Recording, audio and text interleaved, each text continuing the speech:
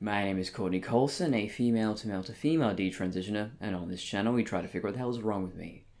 On this episode, we are continuing to explore what the hell is wrong with me. This is a trilogy where we're finally getting the answers, and in the last episode we explored autoandrophilia, and that was obviously a big factor in why I felt more comfortable as a man, and it's a long, complicated story there, so go check that out if you're curious.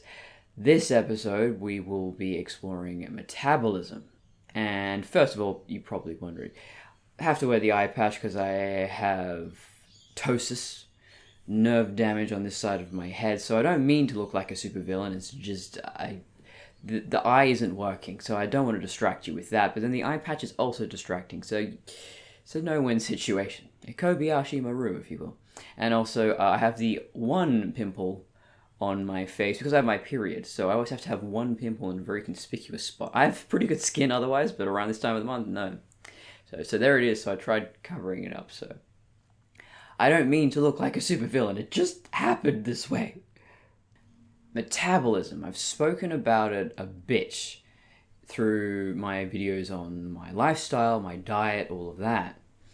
And I'm going to be talking primarily about this really great book, Brain Energy by Chris Palmer. It's just one of those books that just perfectly encapsulates everything. I knew a lot of this information prior, but he brings it all together. He collates it into this beautiful, simple theory of brain energy. And brain energy talks about basically how all these factors in our health explains why we have all these mental illnesses. I talk about them a lot, but you look at the hunter-gatherer tribes, the people who live more traditionally, they don't even have a tenth of the illnesses we have in this so-called modern developed world. Why is that? Well, it's not just coincidence. The way we're living is making us sick. So I'll begin by explaining what is metabolism, because you're probably wondering. When most people hear the word metabolism, they picture our bodies burning fat and calories. The common wisdom is that people with high metabolism are skinny and have trouble gaining weight, while people with a low metabolism are overweight and gain weight easily, even if they don't eat that much. That's where metabolism begins and ends for most people. Metabolism is about so much more than burning calories, though that's part of it. It influences every aspect of the way our bodies function. To make energy, our bodies need food, water, vitamins, and minerals, and oxygen. We breathe in oxygen and breathe out carbon dioxide, a waste product of metabolism. When we eat food, it gets broken down into the carbohydrates, fats, and amino acids, proteins, along with the vitamins and minerals that are hopefully also there. All of this is absorbed into our bloodstream and shuttled around the body. Once nutrients arrive at cells and enter them, they're used as building blocks for things like proteins or membranes. Some might be stored as fat for a rainy day, but most of these nutrients will be converted into adenosine triphosphate, ATP, which is the primary energy molecule of the cell. ATP makes the machinery of the cell work. That's the basic high school biology version of metabolism. A one-sentence definition might be the following. Metabolism is the process of turning food into energy or building blocks for growing and maintaining cells, as well as the appropriate and efficient management of waste products.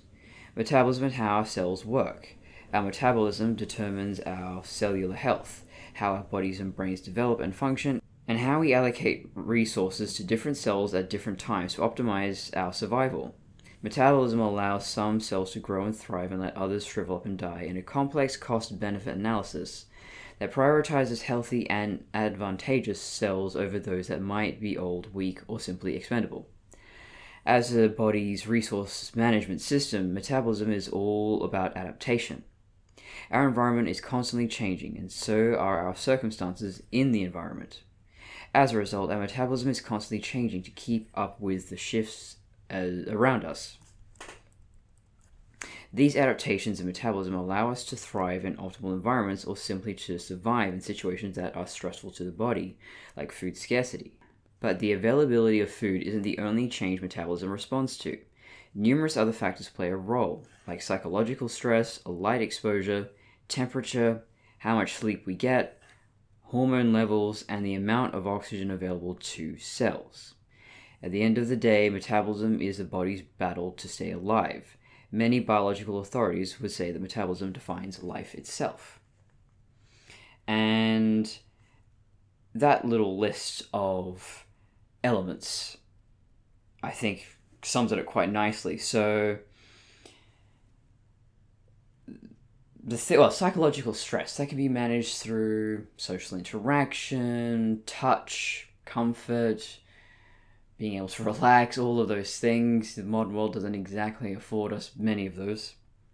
Light exposure. Now, I do the red light therapy, I wear blue blocking glasses, I do all those things to replicate a normal light cycle without any of the technology throwing out normal rhythms off. Temperature. So I do cold showers. I have cold showers every single day. Very rarely would I have a warm shower. I don't even enjoy them anymore at this point. And I sit in the sauna. Even in summer, I will sit in my sauna. And it's gotten to the point now that this temperature therapy, this temperature exposure therapy, if you will, it has allowed me to be unfazed by temperature. I remember hating summer as a kid. I just found it awful. The other day I was thinking, is it just that summer doesn't get that hot anymore? No, I mean, supposedly it's global warming, but yeah, no, it could be nearly or actually 40 degrees, and I've adapted to it. It's fine. And a very cold day, I could be wearing just a singlet, and I'm fine. Because my body, my blood vessels are able to expand and contract quite comfortably and easily to adapt to the environment. How much sleep we get, obviously related to light exposure. I sleep very well. I sleep 7 hours. There's a going school of thought that, oh no, you can't have 7 hours. 7 hours is the worst amount of time. You have to either have 8 or 6 is okay, but 7, I don't understand that meme. Hormone levels, well, yeah, obviously I can talk about that. When my hormones were being, my endocrine system was being destroyed by exogenous hormones. I mean, my energy was worse, my mood was worse, everything was worse. And now, well, I wanted to make a video specifically about how I managed to balance my hormones again. But yes, now I'm taking, well, briefly summarize, taking phytoestrogen, so soy estrogen cream, and I also I consume raspberry leaf tea, which is supposed to be good for female hormones. I do those two things around my period, and all my suffering around my period is basically gone. I have it's not a 28-day cycle, it's about a 31-day cycle, but at least it's consistent. I can predict it. For the last 3 months that I've been taking this cream, I can reliably predict 31 days. I know how I'm going to feel. I'm going to be able to work. I'm going to be just fine. I'll have maybe a little less energy, be a little more sensitive, but otherwise I'm functional again. I'm not falling to pieces anymore. And the amount of oxygen available to cells, well, yeah, oxygen's important. I guess I don't need to go into depth about that. So what Chris Palmer is proposing in his book is that all mental illness is metabolic illness. And I absolutely agree. It explains everything that I went through. That before I detransitioned, I was incredibly ill. I was basically bedbound. I had chronic fatigue syndrome. I was made sick by every food I seemed to eat. I had constant bloating and gas and diarrhea, and it was awful. My digestive system just was not working anymore, or at least that's what I thought. And no medication really helped me. No doctor really helped me. So then, as I've discussed before, I went keto. That helped a little bit. but didn't help with my digestion. So then I went carnivore on this extreme elimination diet, and that was the game changer. That really was. Funny enough, there's a vegan propaganda documentary called Game Changers that, is against meat. No, carnivore diet is the game changer. If you eat meat, you will feel a lot better. And yeah, then I got into the blue blocking glasses, the red light therapy. I began sleeping a lot better. And then, my health got better and better, and then I just realized I don't need to be trans anymore. I didn't feel any of that gender dysphoria. Well, a little bit. So, to discuss my hormone health, so what I'm realizing is I'm a very sensitive person in terms of my body is incredibly sensitive and reacts strongly to everything, be it the food I'm intolerant to or my hormones. So I used to not have any emotions. We'll do a video focusing on that. But I would go through my menstrual cycle and not really notice a difference. Well, now it is a bit more of a roller coaster. So before I start taking the phytoestrogen, my testosterone is getting too high and my female hormones are getting too low. So I may be more sexually aroused, but I also have those. I've discussed this before. When I was taking testosterone, I'd have these fantasies of doing rape. And so those rape-powered dominance erotic fantasies do come back a little bit before I start taking the estrogen, because my hormones are just going almost back to that imbalance again. So I take the phytoestrogen, I feel a lot better, and I do feel more emotional though. Yesterday I was a complete mess. I was just yesterday and the day before, I've been crying a lot. There's a lot of crying involved, but there's a lot of psychological stress that I'm going through right now. So it's not just I'm hormonal and I'm just crying for no reason. No, it's just my tolerance for that stress and pain is reduced, but a lot better than it was before I was on the phytoestrogens. My periods were just excruciating. I would miss work for 2 or 3 days. I would just sleep most of the day away. I was not functional. I was so depressed. I was suicidal. And recently, I've been battling those feelings as well, not as intensely, but also, again, not for no reason. I am reacting to stresses happening in my life right now. Whereas before it was just terrifying that there's no reason for this. I feel very suicidal and depressed, but there's no real trigger. But that autoandrophilia and that gender dysphoria, this bigorexia, this fixation on being bigger and more masculine, more powerful, that's gone away since I've been taking the phytoestrogens. So it's funny, last video I made was about this autoandrophilia, but I believe I have resolved it. It was just a hormonal imbalance. And we know this from other conditions. So PCOS, for example, polycystic ovarian syndrome, that can cause feelings of gender dysphoria. And this is a hormonal imbalance that affects women. So I'm starting to believe more and more that most of our mental experiences, these illnesses, gender dysphoria, you're just born that way, you can't do anything about it, you just have to accept it and change your body. No. I'm standing here as proof that no, you can get over this. And I do need to go, I want to focus on this in another video, but this mentality that we have these days that any personality quirk, mental illness, whatever it is that people have these days, we have to accept as an identity. It's a valid identity that this cannot be changed. Someone's born this way and you can change. We're all adaptation machines. We're all capable of change. And I think these unusual behaviors that are especially harming us, have a deleterious effect to our well-being, to our survival, these aren't natural. These are the result of illness, of pathology. And I would even argue, to a degree, I think some kinds of introversion are a mental illness. Because I used to be very introverted. I had no interest in other people. I just didn't really connect. I had friends. I liked to socialize, but I couldn't form those really intimate bonds that I have now.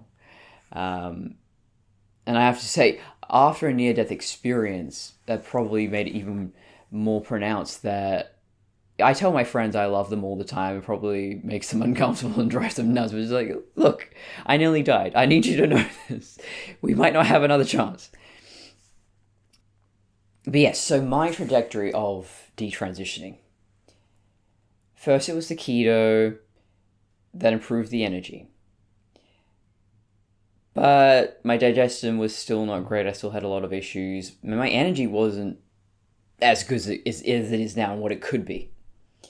So, went carnivore. Digestion went just right up to perfection once more. Red light therapy, blue blocking glasses. So my sleep I thought it was pretty good when I went carnivore, but then the light therapy, even better. And I lie in the sun, completely expose myself to the sun for about 20 minutes a day, or 3-4 days a week, wearing less sunscreen, mega dosing vitamin D, and so energy got better. My skin, my hair, my everything, all these things. I'm not going to say one thing resulted in one benefit. These all helped, and the more things I did, the better I felt. Exercise is another thing, bodybuilding. Honestly, bodybuilding helps, or any sort of exercise, helps with my phantom pain, my neuralgia, or nerve damage. I feel this phantom pain all over my body, and it can be crippling. It can be just constant and debilitating, and nothing I do helps in terms of medications. I've been given prescription medications, or I try over the counter, ibuprofen, paracetamol. Nothing does a thing. And especially now, I had internal bleeding. Was it earlier this year? Was it last year? I can't even keep track anymore. But I had internal bleeding, and now I have just developed too much of a tolerance for painkillers, and also Imodium. So it's just, there's no helping me for just your usual, if you have a headache, cramps, diarrhea, I can take nothing. Nothing is going to help. So, woo! Lucky me. I'm just here to suffer. The thing I'm really lacking, I was talking to a friend last night and just I burst out crying, just saying, this loneliness is killing me. It is just excruciating. And I got to do a video on reacting to my emotional analgesia video, because back then I had no emotions. I couldn't really connect with people. I couldn't understand emotional pain. And so I was not prepared. I was not prepared for what happened when I detransitioned. I suddenly had this flood of emotions, and hormonal emotions as well. I was very plucky. I really wanted kids. Which, after the accident, not so keen on that anymore. To know what loneliness is for the first time in my life and be so paralyzed by it's awful, and I'm very touch-starved. So I wear these compression garments around on my arms or my feet, or like a corset bodice. I think it's a back support thing. But these help to manage the phantom pain because it replicates touch, pressure, that kind of stuff. And I do have friends, and I have some very close friends, but yeah, I think there is this, I want a romantic partner. I want someone who's going to be that close to me and who wants to be that close to me physically, who craves touch with me as much as I would with them. I think, and this is a thing I consider all the time is, Why am I not 100%? I'm ticking all the boxes for metabolic health. I 100% on the list, except for that one thing, that touch, that intimacy, that closeness. And I mean, I was doing Krav Maga for a while there. Long story. The business is sort of up in the air right now. Very complicated, dramatic divorce happening between the owners. So yeah, that's on hiatus for the moment. I'm looking into signing up with maybe some other martial arts, judo, something like that. I was going to learn all the martial arts that inspired CQC and Metal Gear, basically. Um, yeah, having that social outlet. I love my work. I have a lot of friends there. I get to talk to them, and yeah, so I'm not doing that bad in terms of extroversion and social interaction, but yeah, I think there is just that need for a hug, for touch. Otherwise, so yeah, gender dysphoria, I think I've completely cured that. Because for a while, even after detransitioning, so I went super girly for a while. So I was trying to overcompensate, and a lot of detrans women do that. But then, little by little, that autoandrophilia, that gender dysphoria crept back in. That feeling of inadequacy in my own body. And, well, I fixed another aspect of my metabolism, which was my hormones. My hormones can't regulate themselves correctly anymore. So I take matters into my own hands. And I haven't mentioned this. So this isn't really... Chris Palmer doesn't discuss this. I don't know if it is a metabolic thing. But my rocking chair. I can't live without. My rocking chair is really important because for some reason it helps manage the pain. And it helps me sleep really well. And there's a lot of studies on, I'll link to it. There's been a number of studies on how rocking chairs help with PTSD, fibromyalgia, all that kind of stuff. And so maybe that's an aspect of touch or comfort, of relieving psychological stress. So yeah, you could even argue meditation is an important aspect of mitochondrial metabolic health. And is the the brain energy theory, is this the silver bullet for every illness? I'd argue, yeah. Yeah, I would be way worse if I wasn't ticking all the boxes for metabolic health. Right now my life is very stressful. My grandmother died. My whole family hates me, doesn't want me to go to the funeral. I don't have, I'm technically homeless. I'm living with some friends right now. Because the rent is impossible. There's a rent crisis happening, and I can't buy a house just yet because I don't have my insurance commission payment. So I have to drive an hour or more to get to and from work. So that's the psychological stress. That is just, my morale is just rock bottom right now. I'm in a very lonely, horrible situation. I mean, I've been in worse situations, let's be honest here. If you followed my channel, things have got pretty bad. If I really 100%ed my metabolic health, I had a partner, I had a house that was closer to work, those things would dramatically improve my mental health. So, yeah, unfortunately, there are aspects of your life that are going to be outside of your control, that are going to damage your morale, and when metabolism can't solve everything, maybe stoicism can. I have been turning to that a lot more lately. I don't know, does stoicism fall under the same category as the meditation as means of managing metabolic health? Maybe it's all connected. Maybe everything is. If you really want to break it down, because I've read this entire book, which is fantastic, beginning to end. There's so many beautiful, tragic stories of people who lost years of their life, decades of their life, to these illnesses that were drug resistant. Then they change their diet or they change their lifestyle in some way, and they get better. So yeah, that the list of things that Chris mentioned that make up metabolic health. Yeah, when you talk about psychological stress, I mean, that covers so much. So I guess that's the trickiest one to tick off.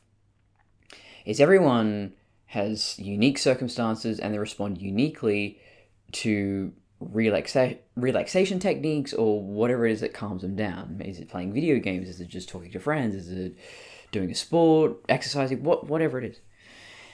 But yes, in conclusion, I think this is a pretty short video.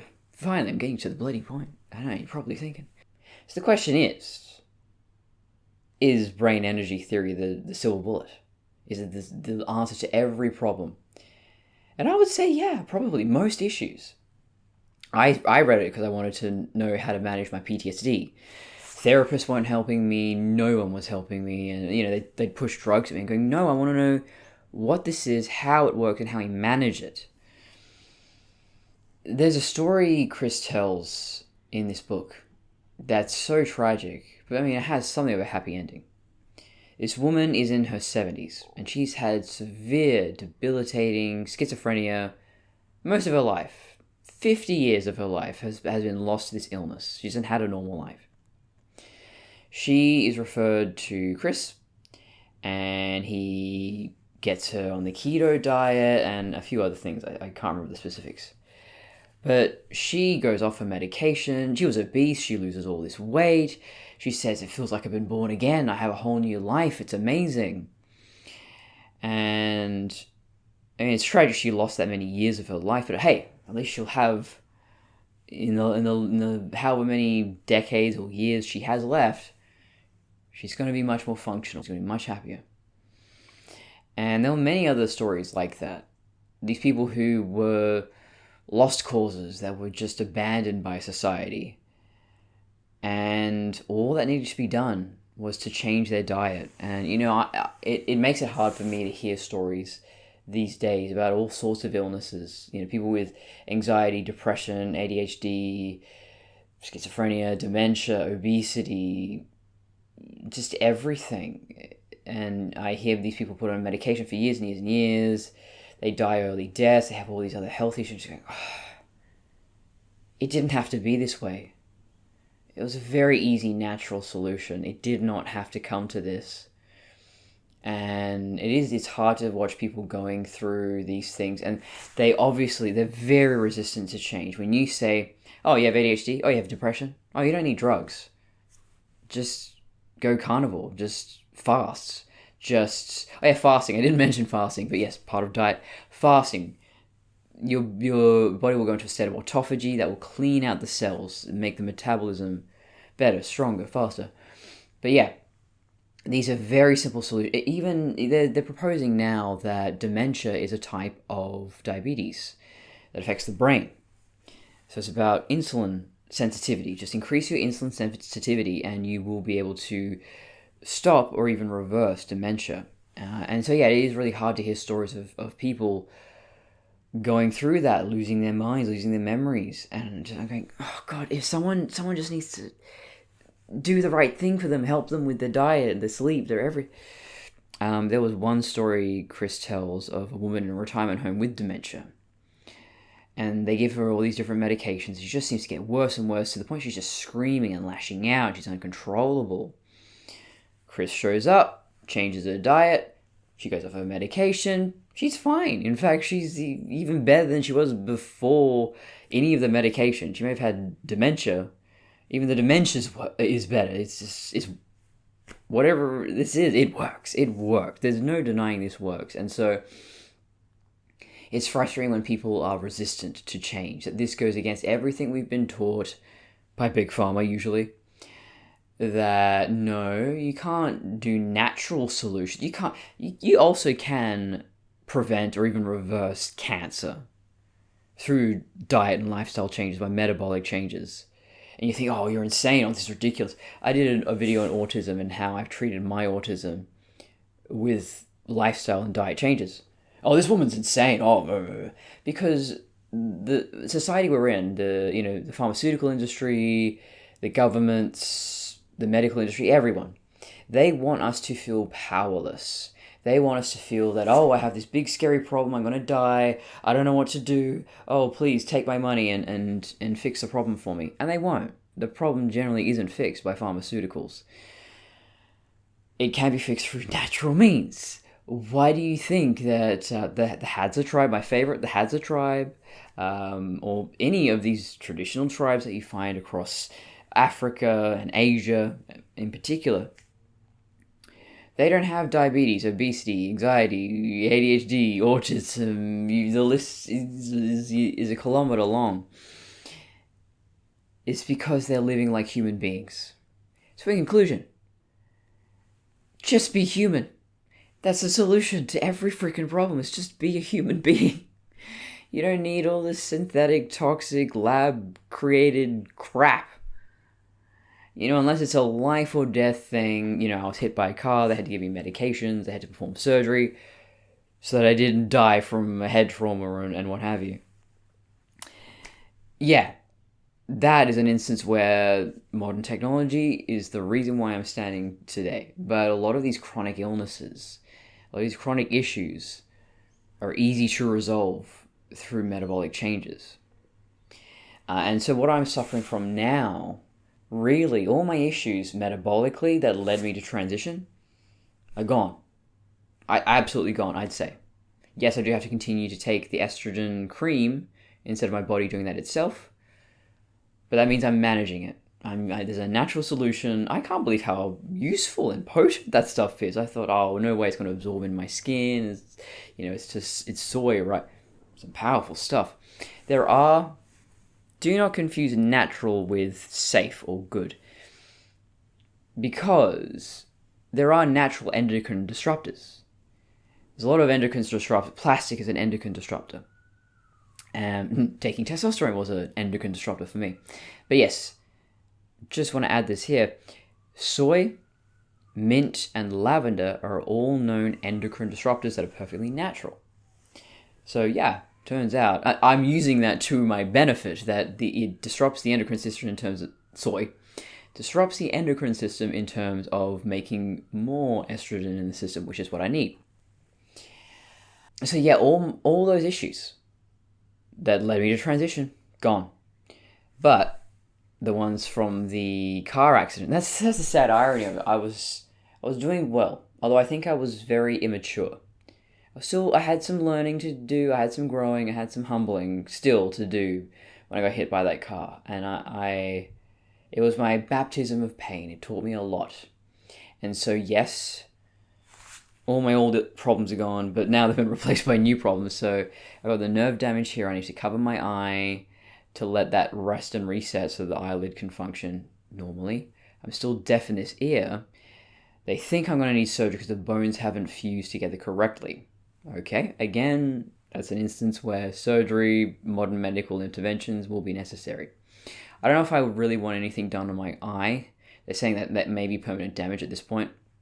But the idea of getting any sort of cosmetic surgery and on my nerve or my nervous system, my nerves, and then they fuck it up, which is like, my face is mostly fine. Sometimes I need an eye patch, but otherwise, yeah, no, it's not worth it. I'm fine. I'm good the way I am. Thank you. But then, yeah, there is the brain trauma, so memory. You'll notice I do have a little bit of difficulty speaking. I'm not enunciating as easily. I get tongue-tied. I have issues with that. And then there's the PTSD, which is what brought me to read the Brain Energy book. And so, yeah, I got to the end of the Brain Energy book and went, I'm doing everything. So why do I still have PTSD? And yeah, it is just stress, lack of intimacy. So I feel that I have a very strong foundation. I'm doing everything to look after myself, and I feel very good. I feel very healthy and strong. Even if on my days when I feel horrible and I'm crying my eyes out and I don't want to do anything, I'm still able to exercise, and I'm able to do that usually to my average level of performance. I am not as incapacitated and disabled as I used to be. So I really, I want to throw this book at everyone. Brain Energy. Everyone read Brain Energy, because I believe that if everyone did, and if everyone looked after their metabolic system, the world would be a very different place. We would all be a lot happier and healthier. Until next time, see you, Space Cowboy.